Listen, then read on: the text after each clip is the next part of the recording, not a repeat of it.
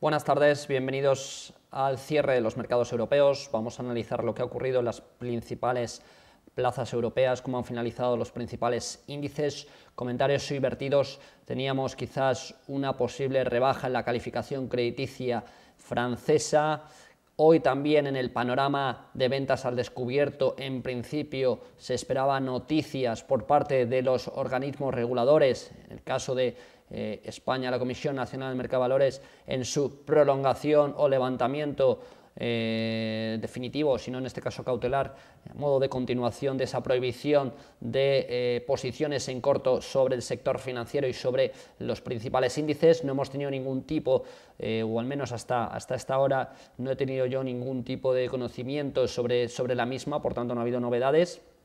En principio puedo imaginar que seguirá esa prohibición, simplemente son especulaciones. Luego también hemos tenido en Estados Unidos las peticiones de desempleo, reclamos continuos y reclamos iniciales, con buenos datos de este dato económico, y también hemos tenido buen dato de balanza comercial. En Francia, un valor que ahora mismo estaba siguiendo en el cierre del mercado europeo era Carrefour. Bueno, ahora lo vamos a ver en el gráfico, pero en Francia no hemos tenido buenos datos de peticiones industriales, no ha sido un dato demasiado bueno. Quizás es por eso que ha caído con bastante severidad el mercado francés, además de, obviamente, los rumores sobre la bajada de la calificación crediticia de la misma, que eso ha hecho que nos declinemos una posición en Carrefour en corto en los próximos días. Vamos a ver ahora el gráfico. De todas formas, vamos a, como siempre, a analizar las revalorizaciones o desvalorizaciones de los principales índices. Vamos a pasar, como siempre, por orden de listado al DAX. Ha subido un 0,52%. Comprobamos y desglosamos las empresas que lo componen y sobre todo las empresas con mayores subidas y mayores bajadas. Las mayores subidas las tenemos en E.ON, con subidas del 4,30, Deutsche Telekom ha tenido unas subidas del 4,03, RWE 2,67, Bayer 1,16. Sin embargo, las mayores caídas se han registrado en ThyssenKrupp, con caídas del 1,62, en Camas S con caídas del 4,65, en Daimler caídas del 1,28 y las Deutsche Lufthansa y Bosch con caídas cercanas al 1%. Pasamos al siguiente mercado.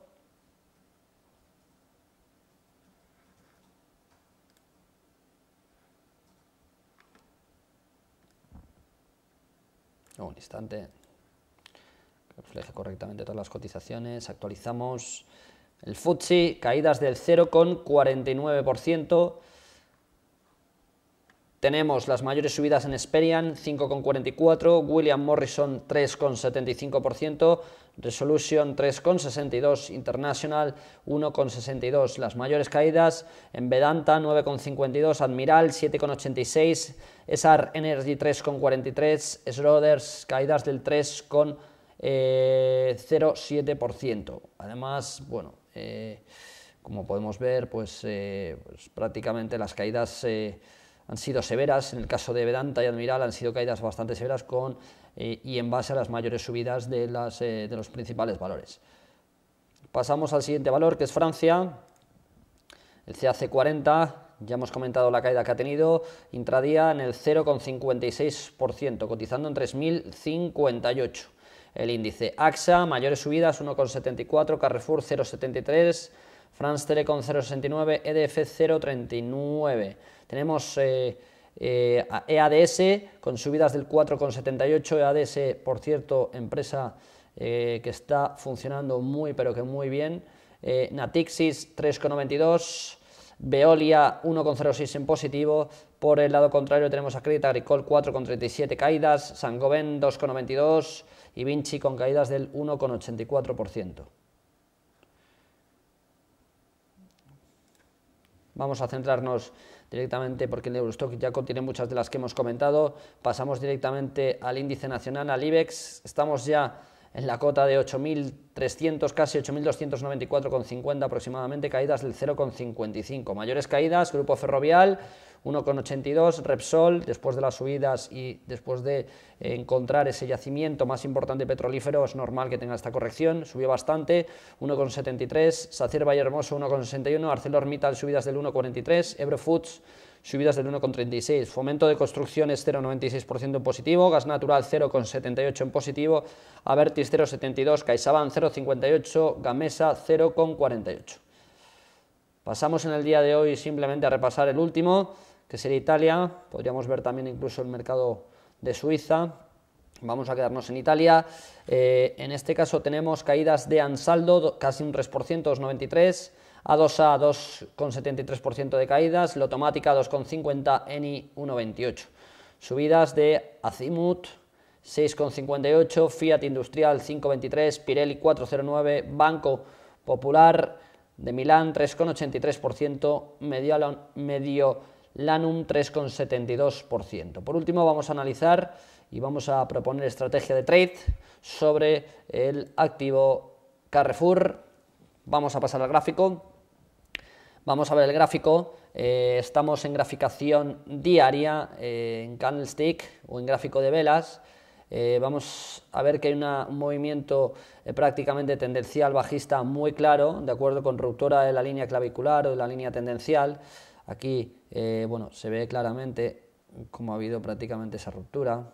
¿Vale? No está exactamente dibujado, pero para que lo podáis ver simplemente, ha habido una ruptura al alza, ¿de acuerdo? Pero ahora mismo estamos en una zona en definición, veis que hay máximos sucesivos con grandes movimientos de velas, tanto al alza como a la baja, con huecos en la apertura, testean los niveles de resistencia pero luego caen, aquí ha habido un hueco importante de caída, parece que ya el mercado no quiere testear esta zona, por tanto la zona de resistencia que la tenemos aquí por una envolvente bajista sería prácticamente esta. Esta sería la zona marcada.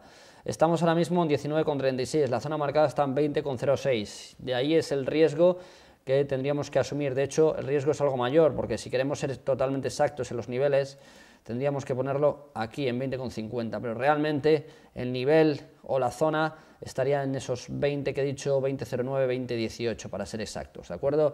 Bueno, podemos volver a testear esa zona o, si no, en su defecto, introducir posiciones ya en esa misma zona. Para deshacer posiciones en el corto plazo, aquí tenemos una zona de resistencia con una doji, donde podríamos encontrar algún tipo de pullback o de rebote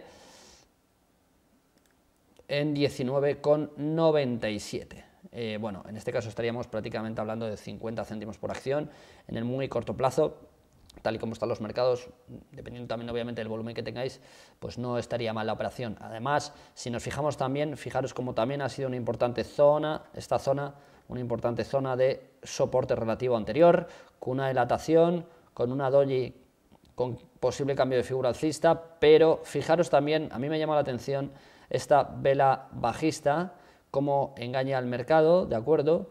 Llega justo hasta el mínimo de ese pequeño soporte, pero luego la siguiente vela rompe el mínimo. De hecho aquí, como siempre digo, seguro, porque la verdad que es muy difícil de identificar, esto es verdadero trading, es muy difícil de identificar este nivel que sobrepase tanto en su caso. Por eso hay que tener mucho cuidado con los niveles de stop, porque si tú pones el stop y entras incluso en largo en contra de la tendencia primaria del valor desde junio de este año, os podéis llevar un buen palo, porque entraréis en largo prácticamente donde hayáis podido, si habéis cogido este nivel, ¿vale? Pero el nivel de stop loss, obviamente por lógica nos diría colocarlo algo por debajo de este nivel. Estamos hablando de algo por debajo, pero no quizás tantos, estaremos hablando 17,42 es el nivel, ¿vale?